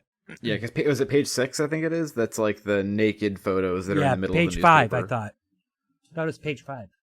I thought it was page 6. We'll look it up. Somebody Maybe English you will let us guys, they were stuck together. know. Says the guy who's got definitely stuck together pictures of a person named Paige. Who's English. All my old Betty Page magazines. Yeah. Boo boo ba doo boo. Ellen. Ethan. Oh, yeah. Ethan. So anyways, after she sees that he sent her that picture, she offers to help him out centering that poster.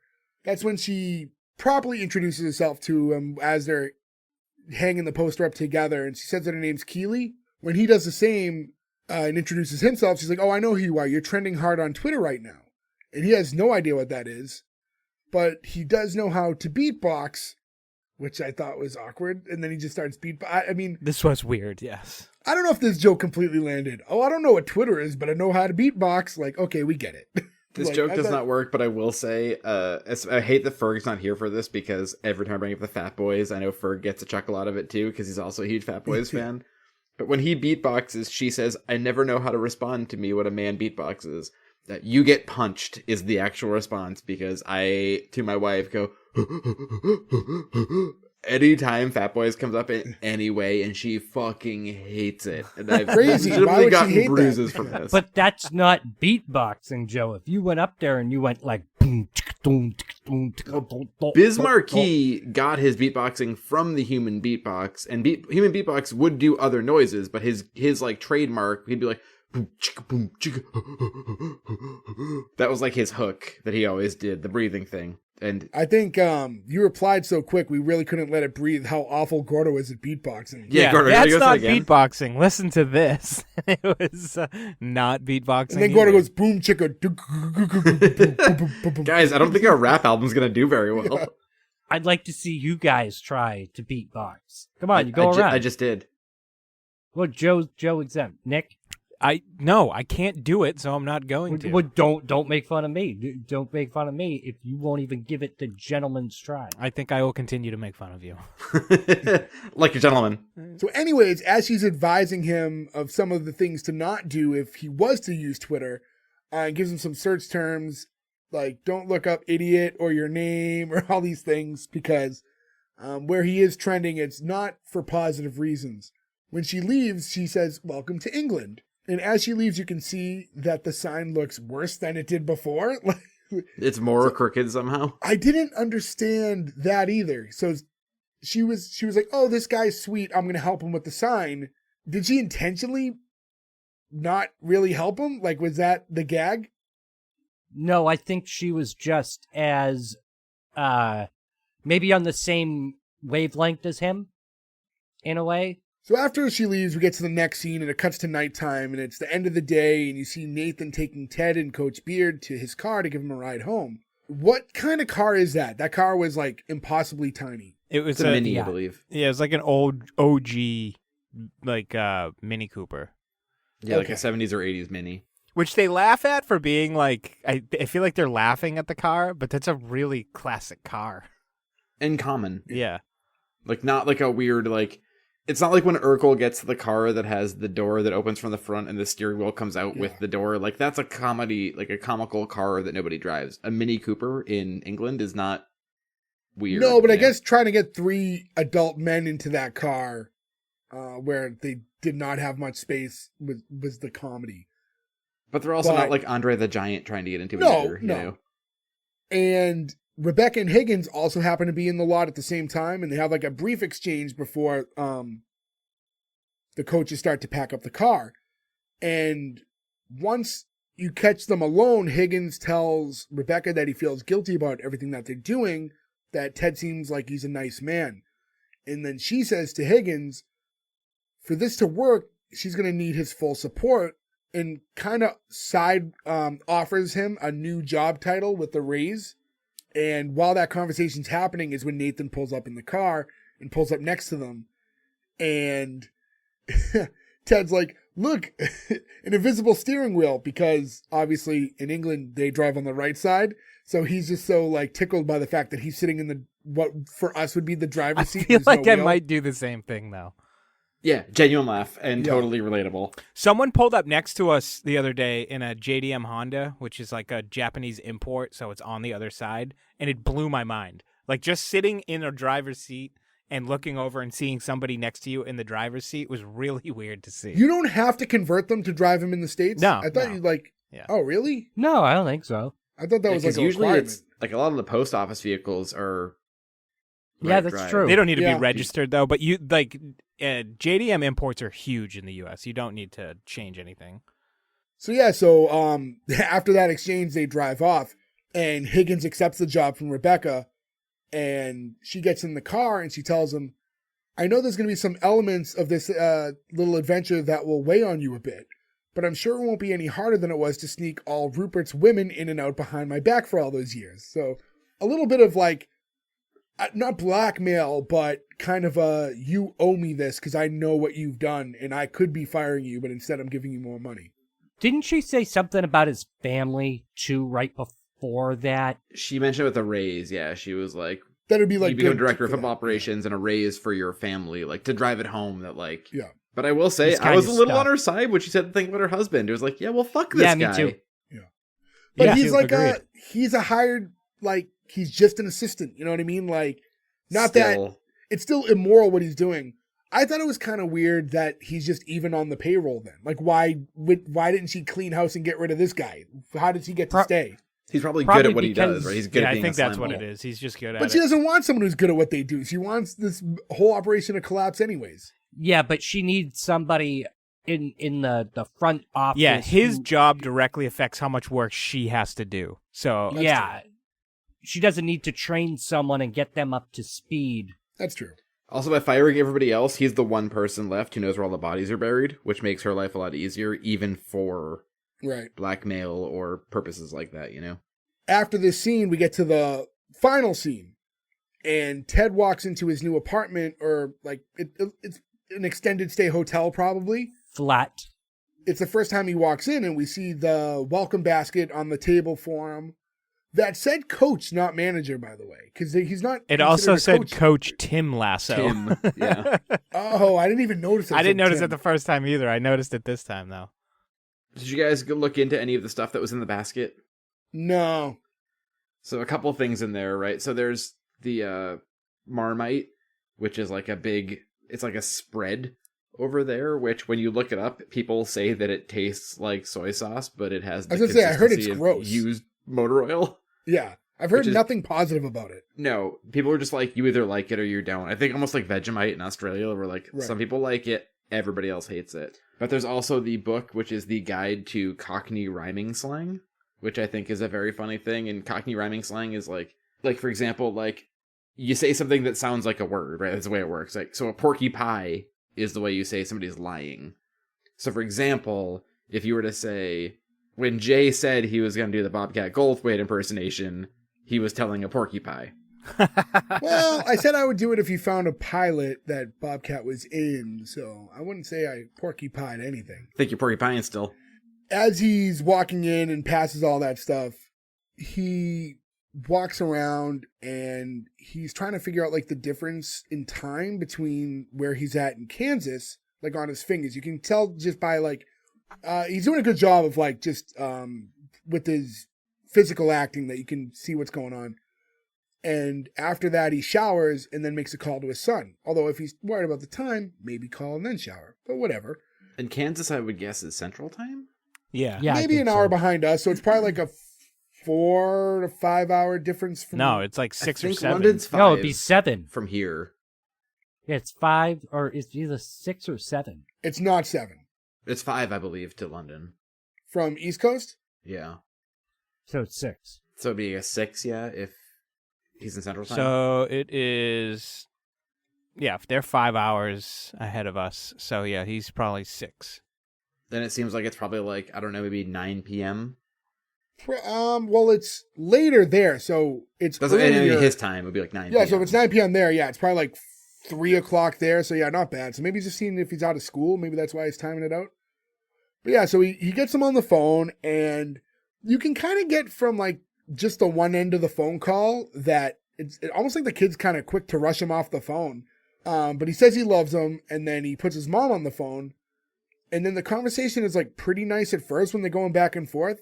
But then it doesn't take long before you can see that relationship between the two is on the rocks. He invites them over to like, check out the area, and see where he's living. And again, you're only getting half the conversation, but he's like, oh, no, like, I'm giving you space. Like, I'm just saying if you want to come here. And he says he loves her and that she doesn't have to say it back. To watch the scene, I thought he did a phenomenal job with his phone acting. Yeah. This is very good phone acting. Yeah, it is. Because it really, it told the story. To hear half a conversation and get that full story like that, I thought he did a really good job there. I don't know. What did you guys think at that point? Like, did you see that coming that they weren't together? I didn't. No, I didn't see that coming at I all. didn't see it coming. Especially I felt for after him, seeing though. him like smile at the photo of them on the plane, Yeah. and then like that it was definitely a curveball. I think it was meant to be a curveball too.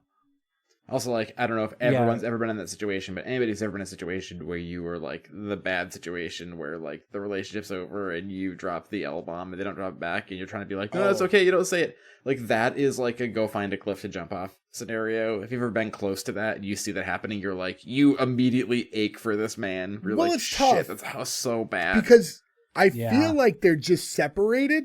Like, they weren't full on, we're getting a divorce Right, yet, yeah. at least from the way I'm Yeah. determining the conversation. So it's not crazy for him to say it, but in the moment, it feels off. So I have a very interesting thing about this, but it is obviously about the future of the show, and it is kind of a spoiler. So I won't spoil anything for you guys if you don't want me to.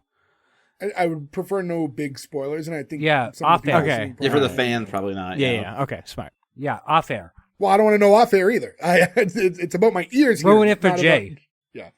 I'm Tell also Gordon. worried. I don't want it in the episode in case people Yeah. want to find this out and watch it Yeah. later, but Yeah. you can tell Tell- me. I will forget it because my brain is broken. Anyways, yeah, he hangs up the phone and he's just laying in bed. And after a full day of wanting nothing but to get some rest, he's just sitting there with his eyes open. He's like, shoot, now I can't sleep. And cuts to the credits. And that's when we get some Biz Marquee in the credits, which was the callback to earlier with the beatboxing. Should have been Fat Boys. Well, he references Biz Marquee by name earlier during I that agree. scene. I'm just saying, if we're going for human beatbox, it should be human beatbox.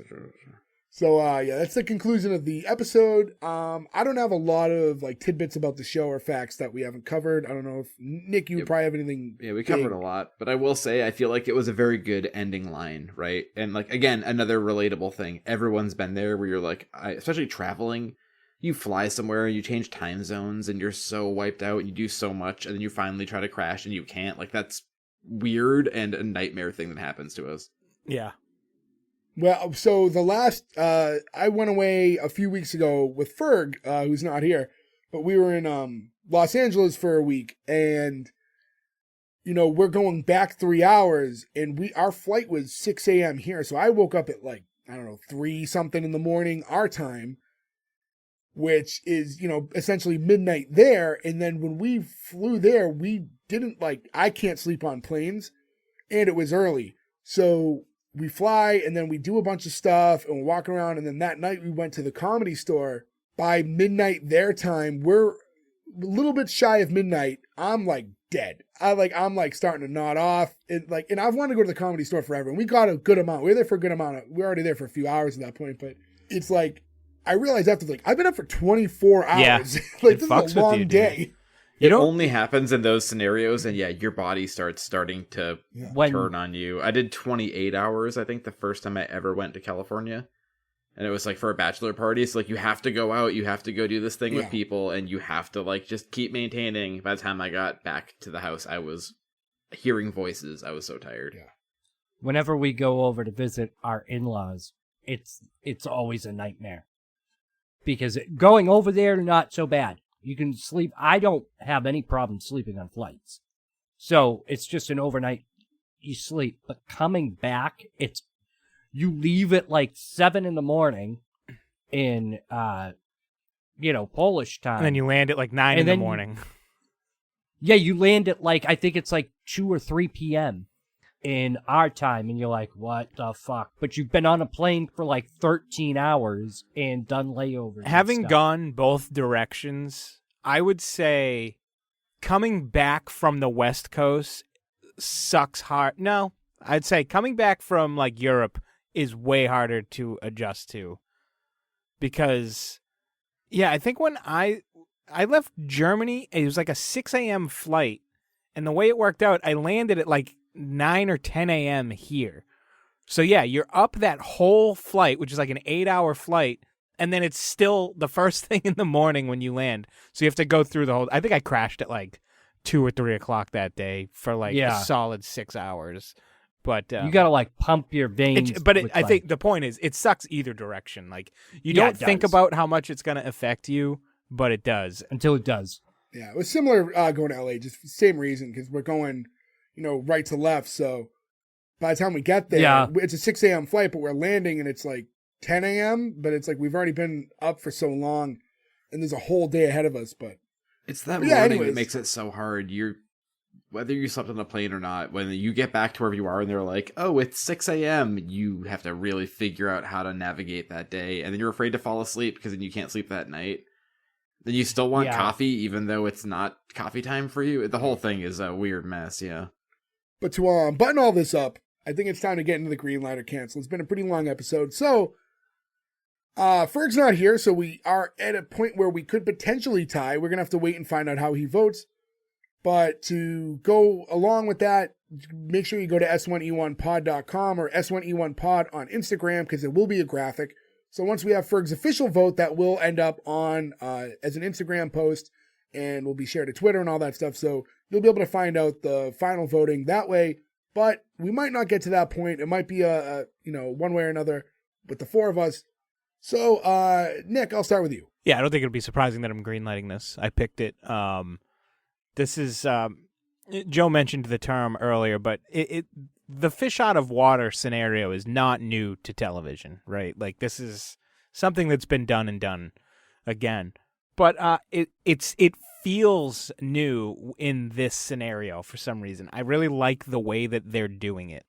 Like I said, I'm not a soccer fan. I wasn't a huge Jason Sudeikis fan either, but this show grew on me. Not like a show hasn't before. Like this show like really exploded for me personally. I know it kind of exploded, for everybody who likes it too. But it's just a lot of fun. The character, in this pilot alone, like I really am excited to see where the characters go.